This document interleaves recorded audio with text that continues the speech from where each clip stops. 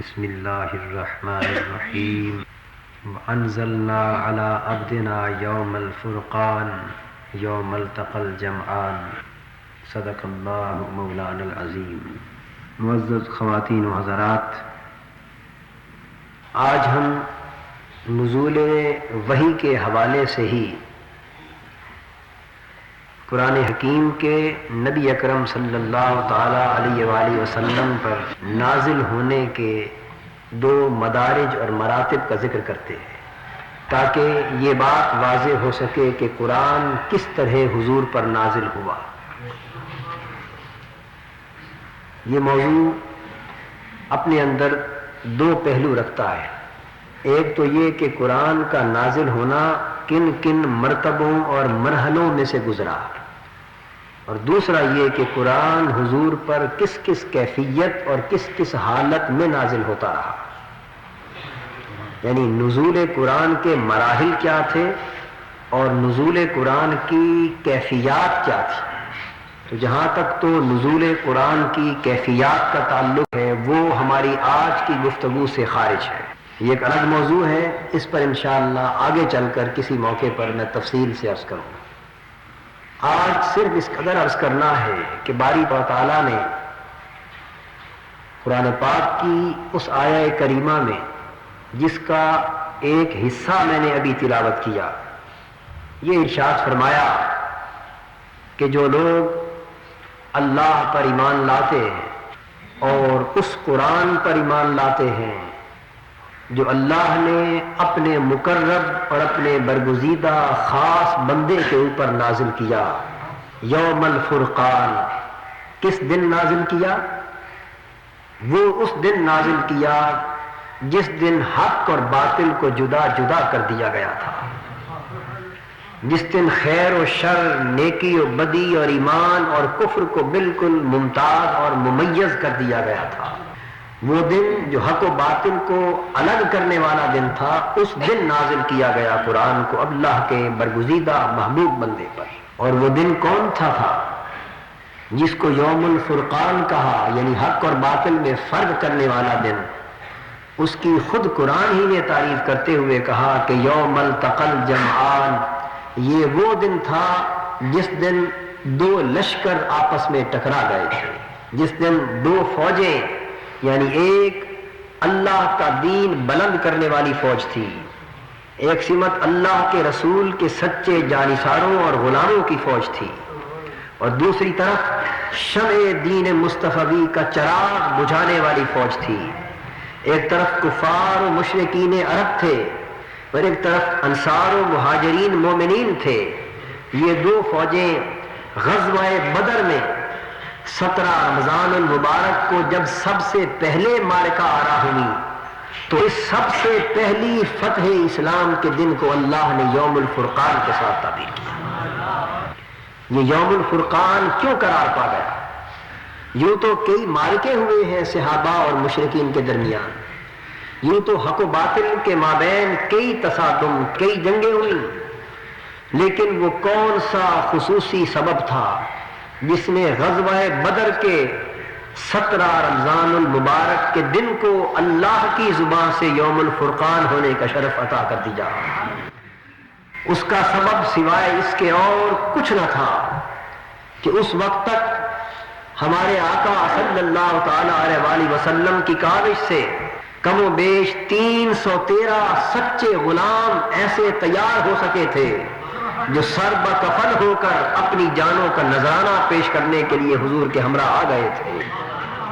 معرکہ بدر بپا ہے، 313 حضور کے غلام حضور کے جھنڈے کے تلے کھڑے ہیں اپنی جان ہتھیلیوں پر لے کر، اور دوسری سمت 1000 سے زائد مسلح کافروں کی فوج دین مصطفی کی چمکنے والی شمع کو ہمیشہ ہمیشہ کے لیے بجھا دینے پر تلے ہوئے ہیں۔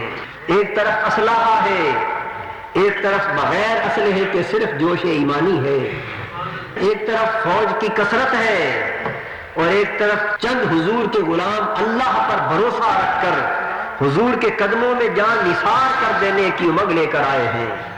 اس ماحول کو دیکھ کر آقائے دو جہاں کے دونوں ہاتھ اللہ کی بارگاہ میں اٹھ گئے. معرکہ بدر بپا تھا, حضور کے ہاتھ اٹھ گئے, اتنے اٹھے اور وہ اٹھتے ہوئے ہاتھ اتنے بلند ہو گئے, اتنی بےتابی پیدا ہو گئی آقا کی زبان میں, اتنی درد, اتنا سوز پیدا ہو گیا حضور کی دعا میں کہ اس کیفیت دعا میں یہ خیال بھی نہ رہا کہ آقا کی کملی شانوں سے نیچے گر گئی. اور حضور عرض کرنے لگے, باری تعالیٰ میری یہ ساری کی ساری 313 افراد پر مشتمل پونجی ہے, یہ ساری پونجی لے کر آج تیرے دین کے کلمے کو بلند کرنے کے لیے میں معرکہ بدر بپا کرنے کی خاطر آ گیا ہوں. یہی پونجی تھی میری جو میں نے تیری بارگاہ میں پیش کر دی. آج اگر یہ لٹ گئے, آج اگر ان کو شکست ہو گئی تو سن لے کہ صفحہ ہستی پر تیرا نام لینے والا کوئی نہ ہوگا. نبی اکرم صلی اللہ تعالی علیہ وآلہ وسلم کی زبان اقدس سے ان کلمات کا ادا ہونا تھا کہ باری تعالیٰ نے جواب دیا, میرے پیارے حبیب تو اتنا پریشان ہو کر دعا کیوں کرتا ہے؟ تو آج اگر اپنی اس پونجی کو ہماری بارگاہ میں پیش ہی کر دیا ہے تو پھر ہماری محبت, ہماری غیرت اور ہماری مدد کا منظر دیکھ. حکم ہوا کہ اے قدسیان فلک, میرے حبیب کے صحابہ کے پاس تلواریں نہیں, تم تلواریں اٹھا کر میدان بدر میں اتر جاؤ. جنگ میرے مصطفیٰ کے صحابی لڑیں گے لیکن تلواریں تمہاری چل رہی ہوگی. تو حضور کی دعا کا نتیجہ یہ ہوا کہ میدان بدر بپا تھا, صحابہ تلوار اٹھاتے تھے لیکن ان کی تلوار چلنے سے پہلے کافر کی گردن کٹ کے نیچے گر جاتی تھی. صحابہ نے پوچھا, آقا آج تک ہم اس ماجرا کو نہیں سمجھ سکے کہ ہماری تلوار ابھی کافر کی گردن تک پہنچنے بھی نہ پاتی تھی کہ اس کا سر قلم ہو جاتا تھا, ہم آج تک اس کا سبب نہیں سمجھ سکے. حضور فرمانے لگے, میرے غلاموں تمہیں کیا خبر, یہ مصطفیٰ کی دعا کی تاثیر تھی. اگر اس میدان میں آج اللہ کے فرشتوں کی تلواریں نہ چلتی اور تم لٹ جاتے تو پھر قیامت تک اللہ کے دین کا نام لینے والا کوئی نہ بچتا. تو چونکہ یہ وہ دن تھا جس دن حضور کی دعا اسلام کے کام آ گئی, جس دن کندھوں سے حضور کی کملی کا گر جانا دین کا سہارا بن گیا, جس دن اللہ کے فرشتوں کا مسلح ہو کر اتر آنا ابد الاباد تک شجر نبوت کے قیام اور اس کی بقا کی ضمانت بن گیا.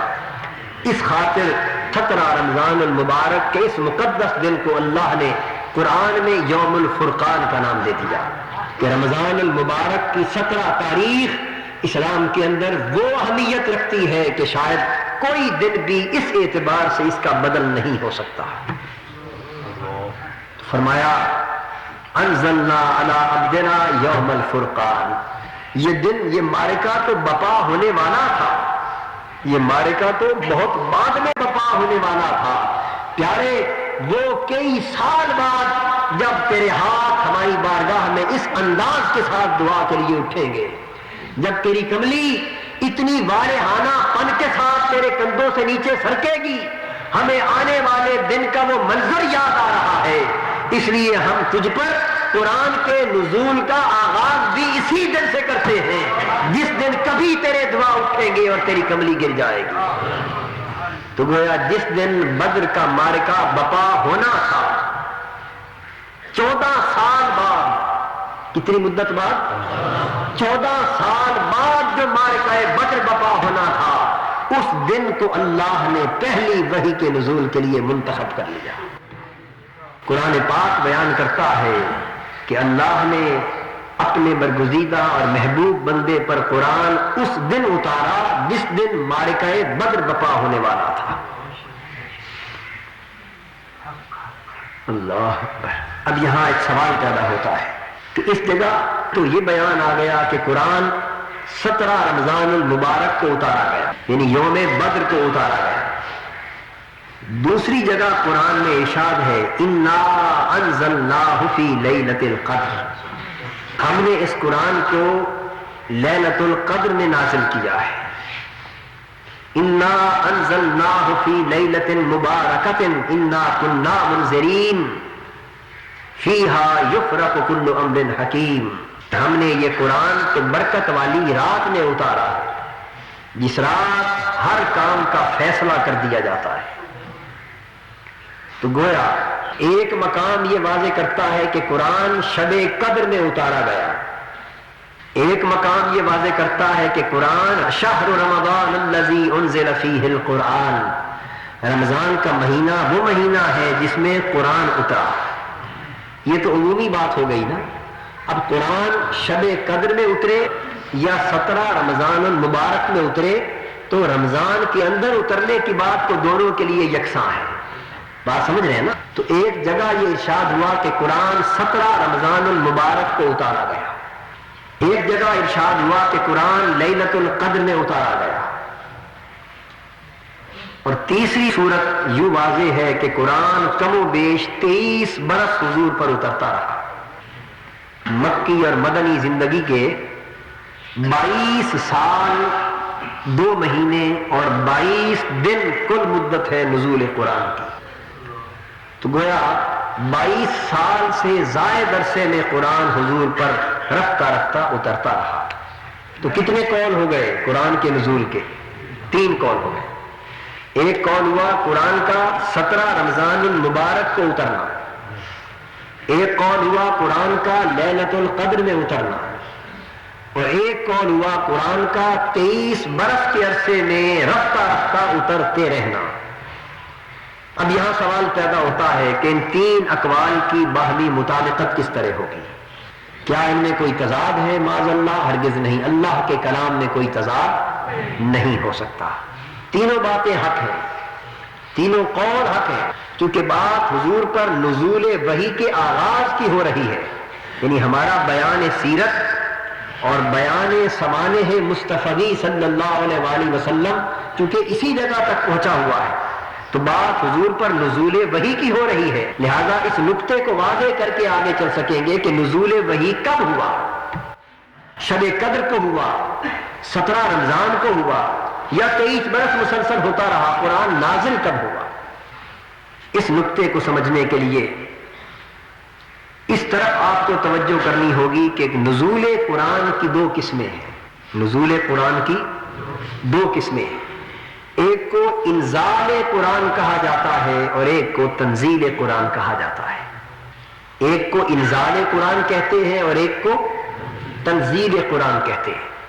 معنی دونوں کے لغت کے اعتبار سے کبھی جدا بھی ہوتے ہیں اور کبھی ایک ہی معنی میں دونوں بطور مترادف کے استعمال ہو جاتے ہیں، لیکن بالعموم اہل علم نے اصطلاحاً بات کرتے ہوئے انزال قرآن اور تنزیل قرآن میں فرق قائم کیا ہے۔ وہ فرق یہ ہے کہ قرآن کا بیک وقت سارا کا سارا اتر جانا اس کو انزال قرآن کہتے ہیں، اور قرآن کا ٹکڑوں ٹکڑوں میں رفتہ رفتہ تھوڑا تھوڑا کر کے تدریجاً اترتے رہنا اس کو تنزیل قرآن کہتے ہیں۔ دونوں کا ذکر قرآن میں موجود ہے۔ نحن نزلنا علیک الذکر وإنا لہ لحافظون، ہم نے آپ پر ذکر یعنی قرآن اتارا ہے اور پیارے حبیب ہم ہی قیامت تک اس کی حفاظت کرنے والے ہیں۔ انا نزلنا علیک الکتاب تبیانا لکل شیء، پیارے وہ ہم ہیں کہ ہم نے یہ قرآن یہ کتاب آپ پر اتاری ہے، اور ایسی کتاب نہیں اتاری جو کسی شے کی خبر دے اور کسی کی خبر نہ دے، بلکہ تبیانا لکل شیء، ازل سے ابد تک کائنات میں جو کچھ ہے اس کی خبر یہی قرآن دے رہا ہے۔ اب یہ ظرف کی بات ہے، یہ سوچ اور سوچ کی بات ہے، یہ اپنے اپنے فہم و ادراک کی بات ہے، یہ اپنے اپنے سینے کے انشراح کی بات ہے، یہ اپنے اپنے دل کے کھل جانے کی بات ہے۔ کسی کو قرآن سے کچھ بھی نہیں ملتا، کسی کو قرآن سے سب کچھ میسر آتا ہے، یعنی کوئی وہ ہے جو مسائل کو بھی قرآن سے نہیں سمجھ سکتے، اور عبداللہ ابن عباس کچھ وہ ہے جو کہتے ہیں کہ اگر اونٹ کی رسی بھی گم ہو جائے تو وہ بھی قرآن کو پڑھ کے تلاش کر لیتے ہیں۔ یہ اپنے اپنے نصیب کی بات ہے۔ قرآن ہر ایک کے لیے یکساں ہے، لیکن کوئی قرآن سے کتنا فیض پا رہا ہے یہ طلب کی بات ہے، یہ انشراح صدر کی بات ہے۔ جس کا سینہ خدا نے جس قدر کھول دیا اسی قدر قرآن کی معرفتیں اس پر آشکار ہو گئی۔ اور پھر کچھ وہ بھی ہیں جو قرآن پڑھتے ہیں لیکن گمراہی پاتے. یضل بہ کثیرا ویہدی بہ کثیرا. قرآن تو ایک ہی ہے لیکن کوئی اسی قرآن کو پڑھ کر گمراہ ہو رہے ہیں, کوئی اسی قرآن کی تمثیل سے ہدایت پا رہے ہیں. قرآن تو اللہ کی ایک باران رحمت ہے, قرآن بارش ہے. اگر زمین بن چکی ہو تو پھر بنی ہوئی زمین پر بارش پڑے تو پھر سبزہ اگتا ہے. اگر زمین گندی ہو تو بارش پڑے تو پھر بدبو اور تعفن اٹھتا ہے. اس لیے زمینیں بن جائے تو پھر قرآن ہدایت کے درخت اگا دیتا ہے. زمینیں بگڑی ہوئی اور بنجر ہو تو پھر قرآن کی بارش پڑتی ہے لیکن پھر بھی کچھ نصیب نہیں ہوتا. اس لیے قرآن سے اصل فیض پانے والوں اپنے سینوں کو, اپنے دل کی زمین کو قرآن کے علم کی بارش اترے تو اس سے سبزہ اگے, اس سے معرفت کے درخت اگے, اس سے عرفان کے پھول اگے, اس سے اللہ کی عطا کردہ علم لدنی کے برگبار پیدا ہو. معتزلہ بھی قرآن ہی پڑھتے تھے, گمراہ ہو گئے. مرجئہ بھی قرآن ہی پڑھتے تھے, گمراہ ہو گئے. باطنیہ بھی قرآن ہی پڑھتے تھے, گمراہ ہو گئے. خارجی بھی قرآن ہی پڑھتے تھے, گمراہ ہو گئے. کتنی الہاتی تحریکیں اسلام کی تاریخ میں ایسی ابھری جس نے قرآن سے اپنے نقطہ نظر کو ثابت کرنے کی کوشش نہ کی, لیکن ہر کوئی گمراہ ہوتا رہا. قرآن سے ہدایت اسی کو ملی جس نے اپنے سینوں کو قرآن کے قابل کر لیا تھا.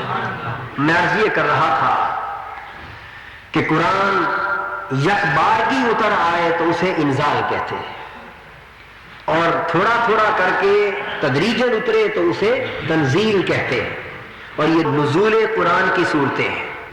تو اب ان تین اقوال کی باہمی مطابقت یہ ہوگی کہ اللہ رب العزت نے قرآن مجید الحم سے والناس تک پورا کا پورا قرآن شب قدر میں, رمضان المبارک کی اس برکت والی رات میں جس کو لیلہ مبارکہ بھی کہتے ہیں, جسے لیلہ قدر بھی کہتے ہیں, برکت والی رات کو اللہ نے منتخب کیا اور باری تعالیٰ نے لوح محفوظ سے پورا کا پورا قرآن اس لیلہ قدر میں آسمان دنیا کے بیت العزت پر اتار دیا.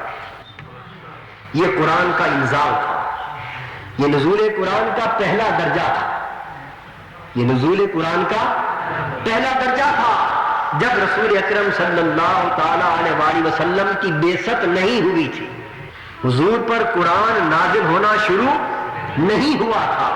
اس تنزیل سے پہلے اللہ نے یہ قرآن الحم سے والناس تک پورا کا پورا لوح محفوظ میں جو محفوظ تھا وہاں سے آسمان دنیا پر ایک عزت والا مقام ہے جس کو بیت العزت کہتے ہیں. تو اللہ رب العزت نے اپنے دست قدرت سے لوح محفوظ سے اس پورے قرآن کو لیلۃ القدر میں آسمان دنیا پر اتار دیا اور کہا, جبرائیل میرا سارا قرآن اب بیت العزت پر آسمان دنیا پر آ گیا, اب میرے حبیب کی بعثت کا وقت آ گیا ہے.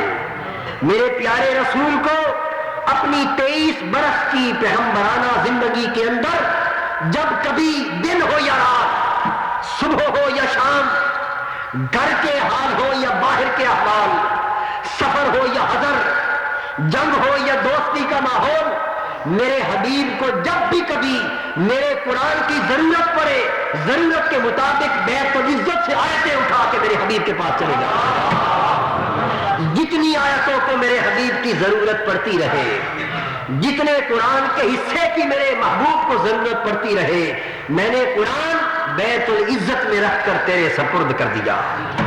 تو قرآن یک بارگی بھی اترا اور قرآن رفتہ رفتہ بھی اترا, لیکن یک بارگی لوح محفوظ سے لے کر آسمان دنیا کے بیت العزت تک اترا اور رفتہ رفتہ آسمان دنیا سے لے کر 23 برس تک میرے آقا کے قلب انور پر اترتا رہا. تو قرآن کا پہلا اترنا جو لوح محفوظ سے بیت العزت تک تھا, اس نزول کو انزال قرآن کہتے ہیں.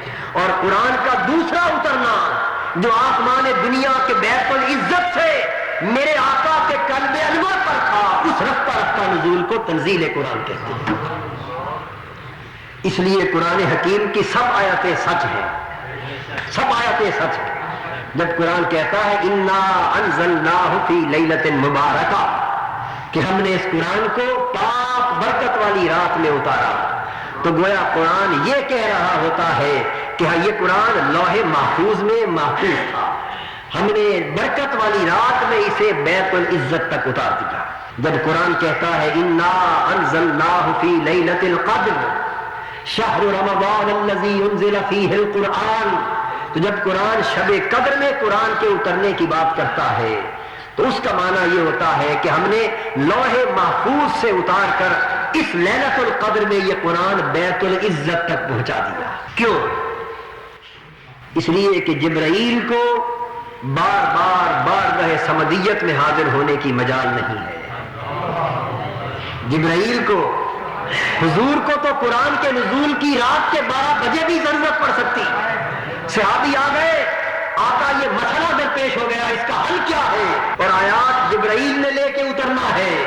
حضور کو تو قرآن کی ضرورت سفر میں بھی پڑ سکتی ہے، حضر میں بھی پڑ سکتی ہے۔ جبرائیل میرا حبیب تو صبح و شام جب چاہے گا قرآن طلب کرتا رہے گا، لیکن تو کب کب میری بارگاہ میں بار بار آتا رہے گا۔ اب جبرائیل کی مجال نہیں کہ وہ ہر گھڑی بارگاہ صمدیت میں جا سکے، اس لیے اللہ نے قرآن کو بیت العزت تک پہنچا دیا تاکہ حضور طلب کریں اور جبرائیل بیت العزت سے اٹھا کر حضور کے قلب پر القاء کر سکے۔ تو گویا انزال کا مرحلہ بھی میرے آقا کی تکریم کو ثابت کرنے کے لیے تھا۔ یہ نقطہ آپ کو سمجھ آیا یا نہیں آیا؟ یعنی حضور کو تو چلتے ہوئے بھی قرآن کی ضرورت پڑ سکتی، کیسے پڑتی تھی؟ یعنی کوئی شخص مر گیا، ورثاء کی وراثت کا مسئلہ درپیش آ گیا، سفر کا معاملہ ہے، صحابہ نے عرض کیا یا رسول اللہ صلی اللہ تعالی علیہ وآلہ وسلم اب فلاں مر گیا ہے، وراثت کس طرح تقسیم کریں؟ حضور کو طلب ہوئی کہ اب قرآن کی آیتیں اترے تاکہ وراثت کا قانون دیا جائے، اور قرآن اگر بیت العزت میں نہ ہو، قرآن بارگاہ صمدیت میں ہی ہو، تو حضور کو تو طلب ہو گئی، لیکن جبرائیل کس طرح اس بارگاہ میں جائے؟ وہ جبرائیل حضور کی بارگاہ میں تو گھڑی گھڑی آ سکتا ہے، جبرائیل جو حضور کی بارگاہ میں بھی بغیر اجازت کے قدم نہیں رکھتا، وہ بارگاہ صمدیت میں بے تکلفی کے ساتھ کس طرح جا سکتا ہے؟ اس لیے سارا کا سارا قرآن لوح محفوظ سے بیت العزت پر یک بار بھی منتقل کر دیا۔ یہ تھا انزال قرآن۔ اور جب کبھی حضور کو ضرورت ہوئی، جب کبھی حضور کو طلب ہوئی، تو پھر حسب ضرورت کبھی 2 آیتوں کی طلب تھی تو جبرائیل صرف 2 آیتیں لے کر حضور کے پاس آ گئے۔ یہ جو کچھ عرض کر رہا ہوں اس کے پس منظر میں حدیث کی کتب ہیں، تفسیر کی کتب ہیں، ائمہ محدثین کی تحقیقات ہیں، آراء ہیں، ہر شے کتب حدیث و تفسیر میں مندرج ہے۔ 2 آیتوں کی طلب ہوئی، جبرائیل 2 ہی آیتیں لے کر حضور کے قلب انور پر اتر آئے۔ کبھی 3 آیتوں کی طلب ہوئی تو جبرائیل 3 آیتیں لے کے اتر آئے۔ کبھی 5 آیتوں کی ضرورت پڑی تو جبرائیل 5 آیتیں لے کے اتر آئے۔ کبھی 10 آیتوں کی ضرورت ہوئی تو جبرائیل 10 آیتیں لے کے اتر آئے۔ الغرض جس قدر آیتوں کی ضرورت ہوتی جبرائیل امین اسی قدر آیتیں لے کر حضور کے قلب انور پر اتر آتے۔ فَإِنَّهُ نَزَّلَهُ عَلَىٰ قَلْبِكَ بِإِذْنِ اللَّهِ، از خود جبرائیل کو اترنے کی بھی مجال نہ تھی، یہ بھی اللہ کا اذن تھا کہ جبرائیل جب میرا حبیب قرآن کی ضرورت محسوس کرے تو قرآنی آیات لے کر میرے حکم سے میرے حبیب کے دل پر القاء کر دے۔ تو قرآنی آیات اللہ کے اذن سے جبرائیل امین حضور کے قلب انور پر القاء کرتے تھے۔ حاضرین محترم، اس کے بعد اسی سے متعلق کئی اور ضروری پہلو تھے، لیکن میں نہ تو انہیں اختصار سے بیان کر کے موضوع کا لطف ختم کرنا چاہتا ہوں، اور نہ اگر اسے جاری رکھوں تو پھر وقت جو ہے وہ زیادہ ہو جائے گا، تو لہذا آج کی گفتگو میں انہی کلمات پر ختم کرتا ہوں۔ وما علینا الا البلاغ۔